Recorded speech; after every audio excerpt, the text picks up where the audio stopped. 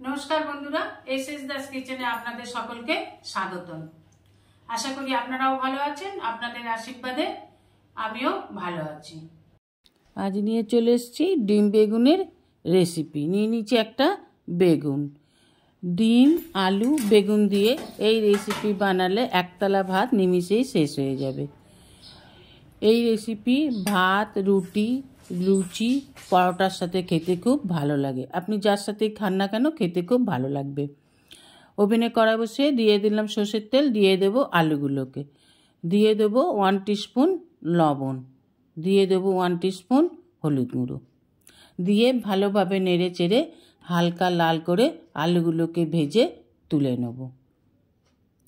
প্রথমে আলু দিয়েছি, কেননা আগে যদি বেগুন দিতাম বেগুনটাই সব তেলটা টেনে নিত, রান্নাতে প্রচুর পরিমাণে তেলও লাগতো।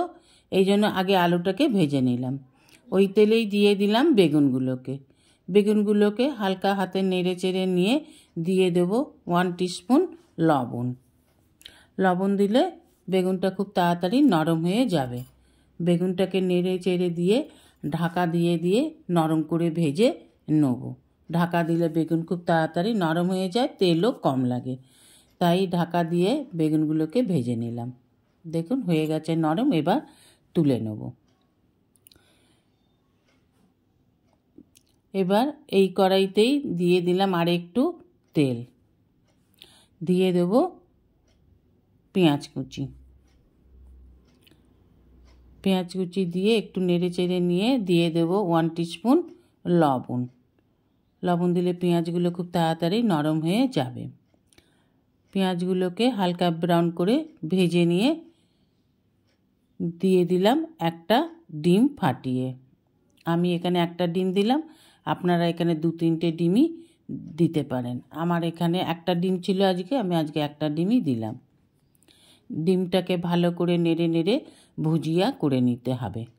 পেঁয়াজের সাথে ভালো করে ভেজে নেব যতক্ষণ না পেঁয়াজের কাঁচা গন্ধ চলে যায়। এবার দিয়ে দেব আদা রসুন বাটা। আদা রসুন বাটা দিয়ে ভালোভাবে সব উপকরণগুলোর সাথে ভালোভাবে ভেজে নেব, যেন রসুনের কাঁচা গন্ধটা না থাকে। এইভাবে ভাজতে ভাজতে যখন রসুনের কাঁচা গন্ধ চলে যাবে তখন দিয়ে দেব টমেটো কুচি। এবার ভালোভাবে টমেটোটাকে পেঁয়াজ রসুনের সাথে ভালো করে মিশিয়ে ভেজে নেব। যত কষবেন মশলা তত সুস্বাদু হবে খেতে। দিয়ে দেব হলুদ গুঁড়ো, লাল লঙ্কার গুঁড়ো, জিরে গুঁড়ো, সব 1 টিস্পুন করে। এবার সব ভালোভাবে কষে নিয়ে দিয়ে দেব আগে থেকে ভেজে রাখা আলুগুলোকে। এবার আলুগুলোকে ভালোভাবে এই মশলার সাথে কষে নিতে হবে। ভালোভাবে কষে নিন। মশলা দিয়ে যখন সুন্দর গন্ধ ছেড়ে যাবে, ভাজা গন্ধ ছাড়বে, এবার দিয়ে দিন পরিমাণ মতন জল। আপনার যতটা গ্রেভির দরকার সেই পরিমাণ জল দিন। আমার যেটুকুন দরকার আমি সেই পরিমাণ জল দিয়ে দিলাম। দিয়ে দেব 5-10 মিনিটের জন্য ঢাকা। এবার 5-10 মিনিট পরে দেখুন ফুটে গেছে। এবার দেখে নেব আলু সিদ্ধ হয়েছে কিনা। আর দিয়ে দেব 2টো কাঁচা লঙ্কা। আগে দিয়েছি লাল লঙ্কার গুঁড়ো, তাই এখন আর বেশি দিলাম না, 2টো কাঁচা লঙ্কা দিলাম। দিয়ে দিলাম ঢাকা।